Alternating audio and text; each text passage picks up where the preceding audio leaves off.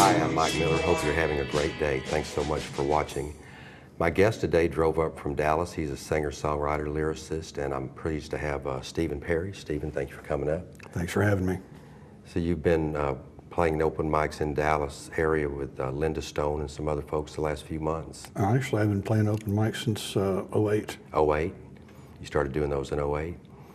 There's been a lot of them that have come and gone. Yeah, venues, some of them will stick with it. The one at O'Reilly's has been going on forever and ever, amen. Some of them, though, there for a few months or a few weeks, and they decide that's not really what they want to do. Yeah. Frequently lately, it seems like karaoke tends to bump out the open mic because that gets the actual customers involved in the act, I guess. Yeah. You don't have to play a guitar to do it, yeah. Right. I don't usually go to karaoke much because I'm certainly not going to stand up there and sing, and usually the people who are doing it, it's like I dance. You know, if you've had enough to drink, you can think you can do it. It's not always true. I've heard some really good people singing at karaoke night. Yeah. And a lot of times what they're looking for is somebody to play with. That's true, hoping to find a band to work with or something. Yeah. Well, that's good practice to at least go there and just pick out some of your favorite songs and sing them, yeah. Well, yeah, it's easy to be snobbish about it and say, if you're not any good, you shouldn't be up there, but music's for everybody. Oh, yeah. Yeah, I've gone to those and got up there and sounded terrible, but I had fun and learned a little, I think, you know. And you gave them the value of every penny they paid you for it. I love going to open mics because, well, first of all, because it gets me on stage. I like that. I'm a Leo. I got an ego. But you first started playing guitar when you were about 15. You got your first guitar then? I asked for one for my birthday. I don't remember really what motivated that. I suppose I had that same kid idea that it was going to get girls. But of course... Who were some of your favorite bands back then? Well, I was an easy listening kind of a kid. I liked Simon and Garfunkel. Yeah. You know, I liked folk music. Gordon Lightfoot, you sang? Gordon Lightfoot, the Kingston Trio, who had more #1 albums than anybody until Elvis practically. Now no one's heard of them. That's what happens when you get old. I've heard of them. What were some of their hits? Well, I think their big breakthrough number was Tom Dooley.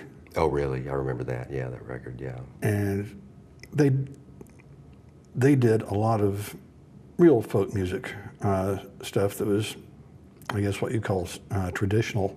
Yeah. Shady Grove. Of course, now the mind goes blank. That happens to me a lot.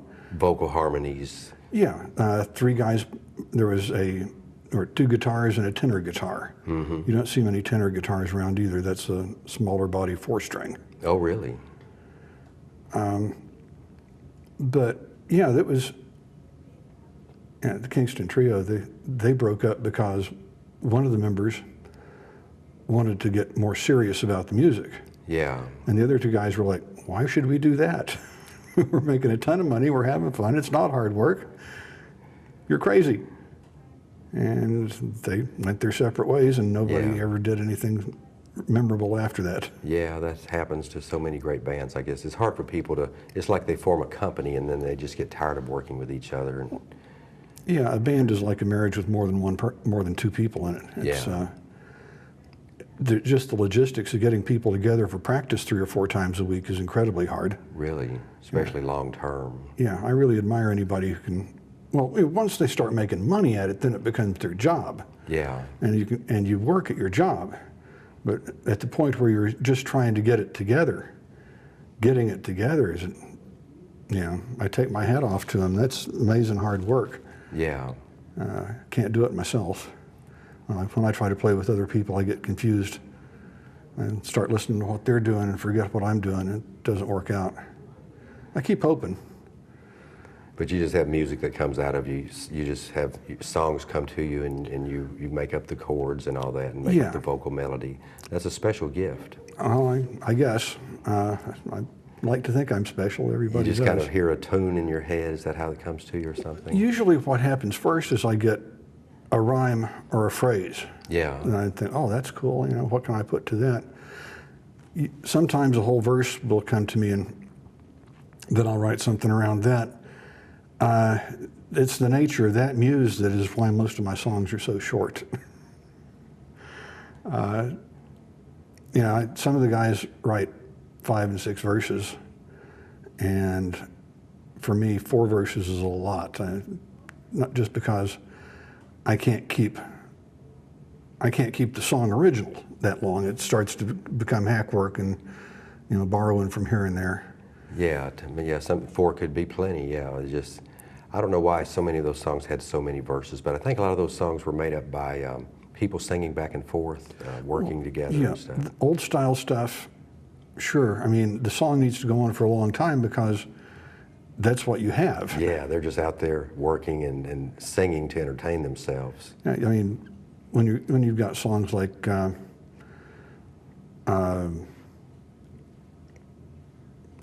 I cannot come up with a name. Songs that were stories. Yeah. It takes a lot of verses when you're doing 2 or 3 rhymes 2 or 3 couplets per verse. Yeah. It takes a lot of verses to sing a complicated story.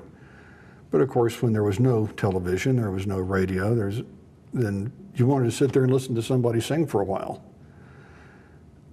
Now we got shorter attention spans, I suppose. I know I do. Somebody gets into the 10th verse, I would like to listen to something else for a while. In modern music, you get longer songs, not by writing more verses, but by repeating verses and or doing instrumental breaks. Yeah. And that's okay if you're in a band, but it's hard to do an instrumental break when you're a solo act. Yeah. I know, it puts a lot on your shoulders too. You have to be a better musician than I am. Because some people are just so fascinated with the instrument itself and become really good and not really into the singer-songwriter life or whatever. And it's 2 different kinds of people, I think. Well, different people have different special abilities. Yeah. There's if you've ever heard Dave Wilcox. I think so. I mean, he's got a real knack for writing very thoughtful lyrics and playing the heck out of his guitar fingerstyle while singing. Yeah, some people have more gift for sure. Yeah. B.B. King said that he couldn't sing while he was playing. Really? And if you listen to his music, he sings and then he plays, and he sings and then he plays.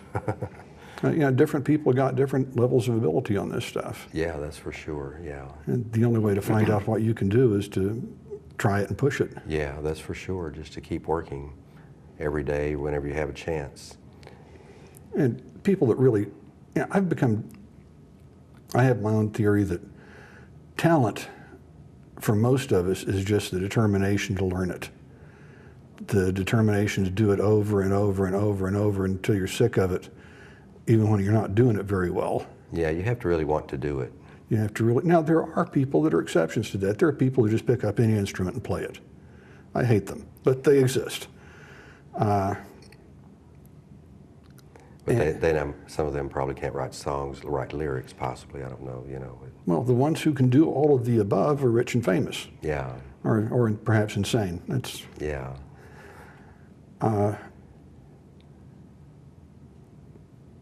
But yeah, anybody can play an instrument who's willing to devote the time and suffer through the frustration of not doing it well.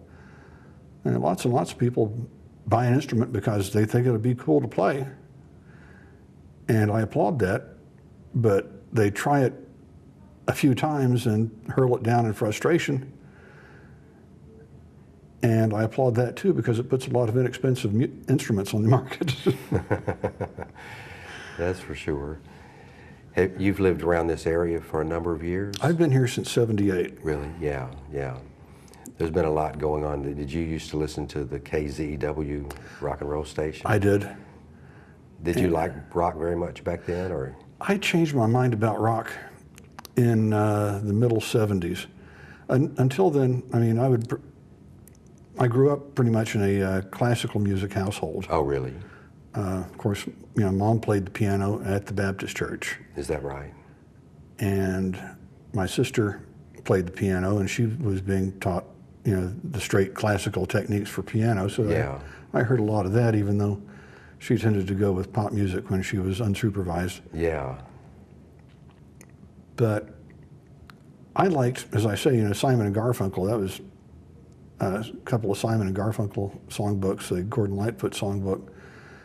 That was what I started doing when I quit taking lessons. The guitar came with 6 months of lessons, and I did that. But when I stopped practicing the lessons and started just playing out of the songbooks, the lessons ended. Did you like John Denver? Yes. Yeah, I don't care what anybody says, that some of those songs were great. They were. Pop, it's easy to get snobbish about popular music.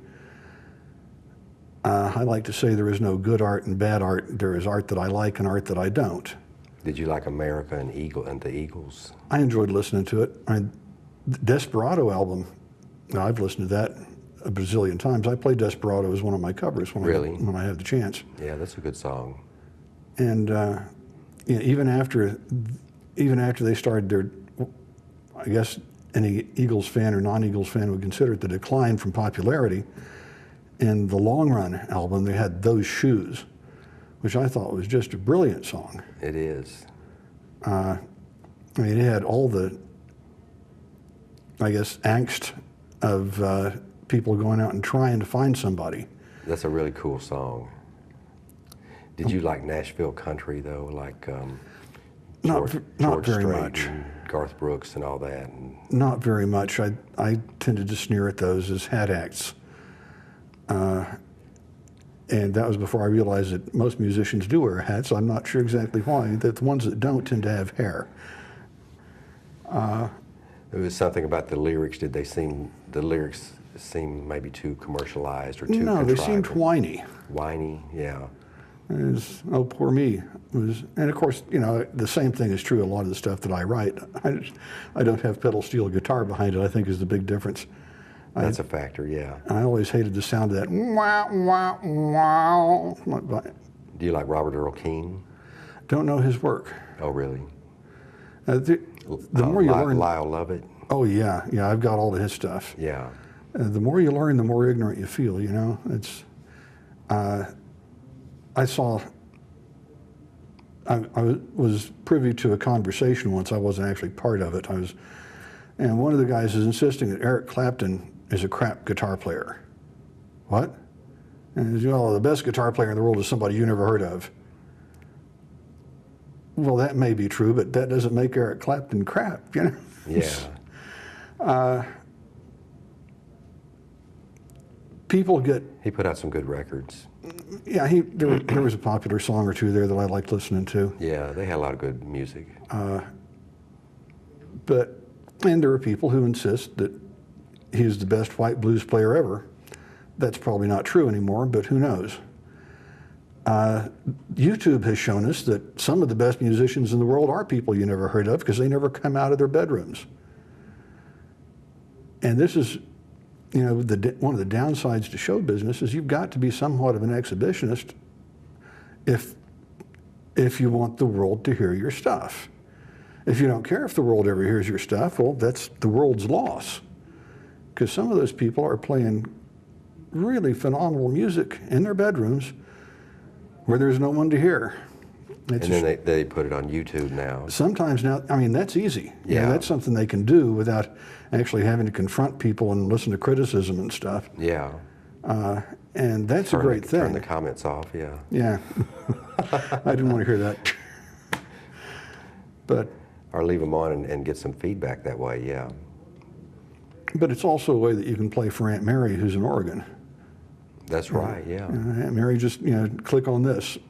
And that's what I can do. Yeah, the internet is amazing. All the It's changed everything. Yeah. Everything.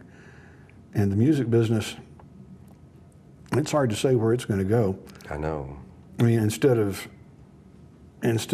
recording companies, the future decision makers on who gets heard might be critics. I like the stuff this guy tells me is good, so I'm going to go to his website and then I'm going to listen to what he says I should listen to. Because there's no longer, you go down to the store and you choose something from what they've got.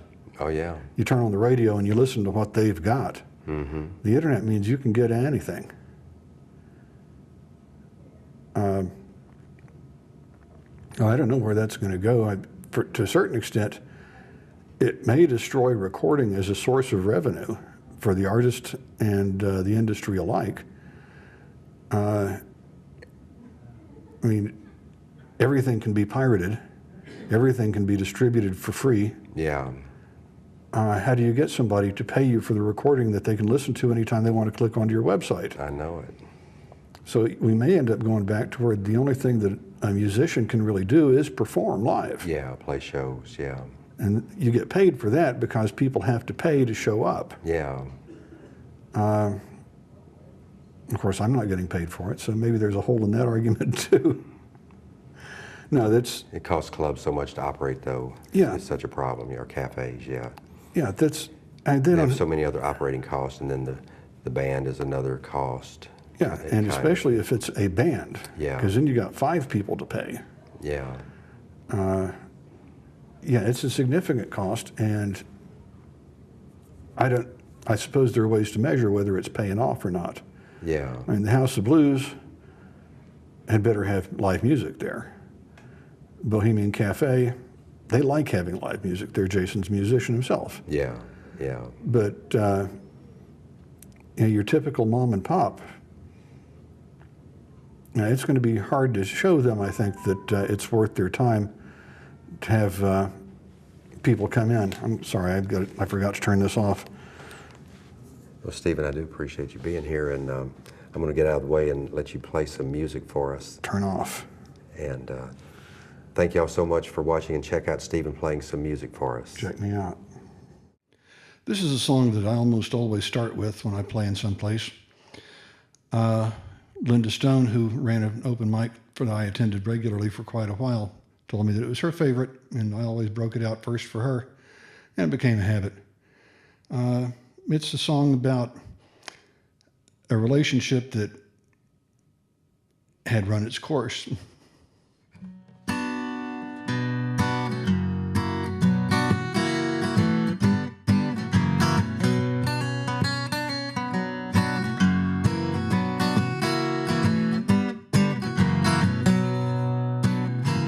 Left my baby, took the long way home.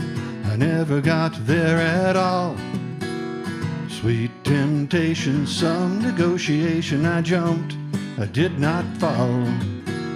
Sweet young thing, maybe half my age, maybe 5 feet tall. Took my hand, said I looked like a man. Well, I jumped, I did not fall. Well, I'm guilty. Yes, I'm guilty. Lord, I'm guilty.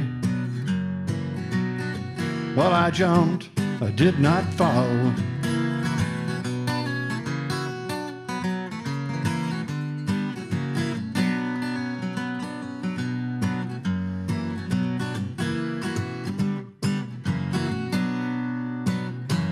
Baby, don't come around no more or answer when I call. Found my ruin, knew what I was doing. I jumped, I did not fall. Ain't got time to be sad and blue, having myself a ball. I'm never home and I'm never alone. Well, I jumped, I did not fall. Well, I'm guilty. Yes, I'm guilty. Lord, I'm guilty. Well, I jumped, I did not fall. Well, I'm guilty. I'm so guilty. I'm so guilty. Well, I jumped, I did not fall.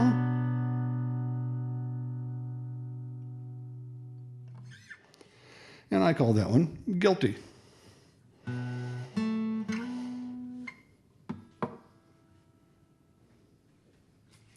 This next one I wrote about a particular girl in a particular relationship.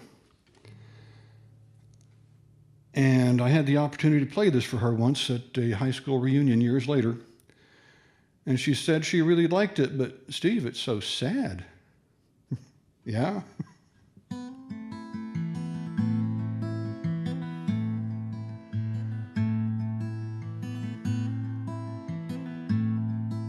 She used to call me Daddy in the middle of the night. Snuggle in my arms, whisper, Daddy, hold me tight.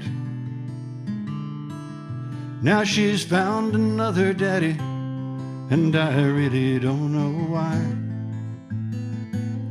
Well, I need another drink, son. This one's dry. Well, they say love never dies, but it's only pretty lies. Nothing lasts forever that exists at all. The ghost that walks the night is just looking for a light. The bottom is a long, long way to fall.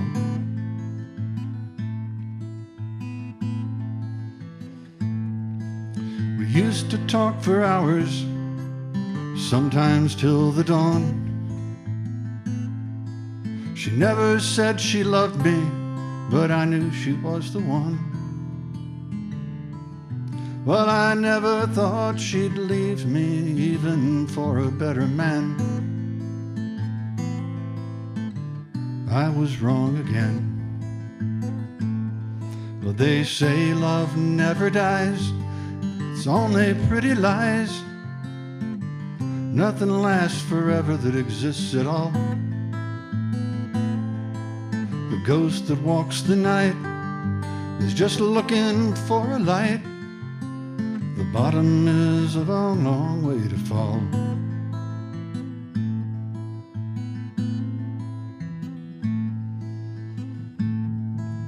Well, I can see her clearly anytime I close my eyes. I can smell her perfume, I can hear her sighs. So it don't matter that she won't be loving me tonight.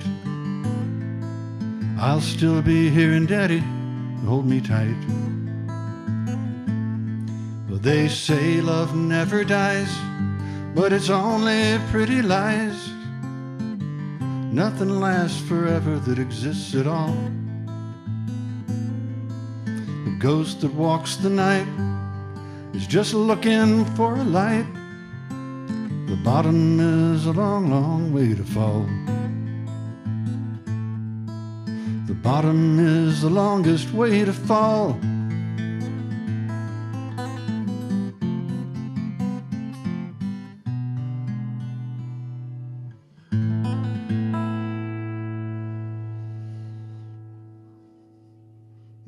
A minor chord is my favorite toy.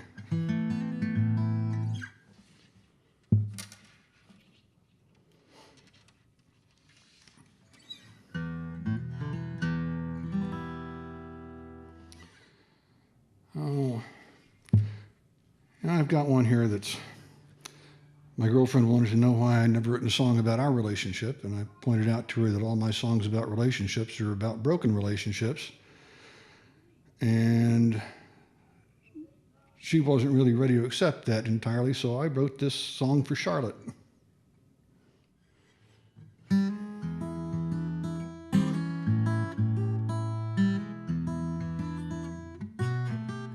I want just the right amount of cream in my coffee, just the right amount of salt in my stew. I want just the right amount of whiskey for breakfast, but I can't get enough of you. Well, you can have a shortage of sunshine, or you can lay out and get burned. A little bit of knowledge is a dangerous thing, but there's a couple things I've learned. I want just the right amount of air in my tires, just the right amount of heel on my shoe. I want just the right amount of fuel for my fires, but I can't get enough of you. Well, there's a time to break out the whiskey, the time to put it back on the shelf. My daddy taught me moderation in all things, including moderation itself. I want just the right amount of Indian summer, just the right amount of wintertime too. I want just the right amount of rain in the springtime, but I can't get enough of you. Enough of you.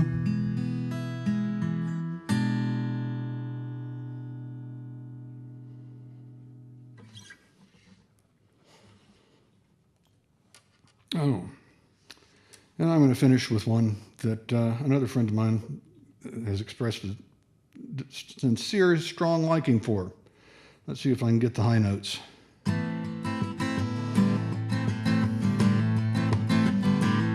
When you bought the gun, it was just an affectation. It was not the kind of tool you thought you'd use. Ain't it funny how there was no hesitation? It was him or you, and up to you to choose. Now you've got to drive, drive, drive, baby, keep on driving. Running from the thing that you have done. You've got to drive, drive, drive, baby, keep on driving. When there ain't no place to hide, you've got to run.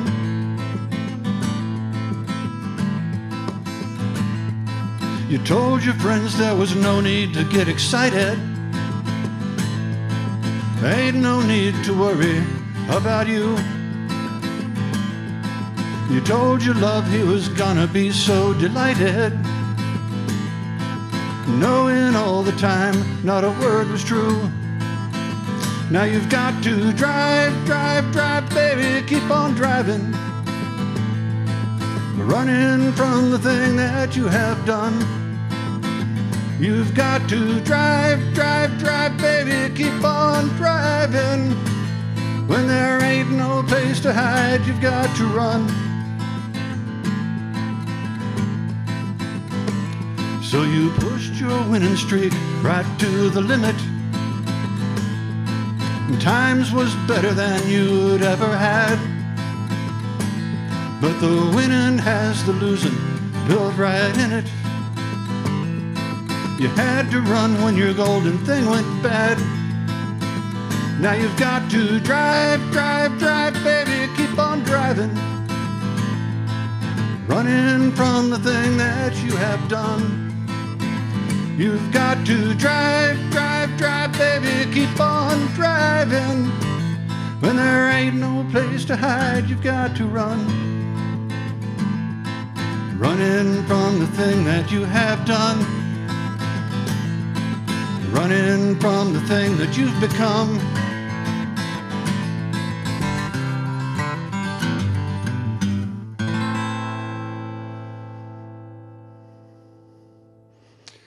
Right, thanks so much for listening to me play.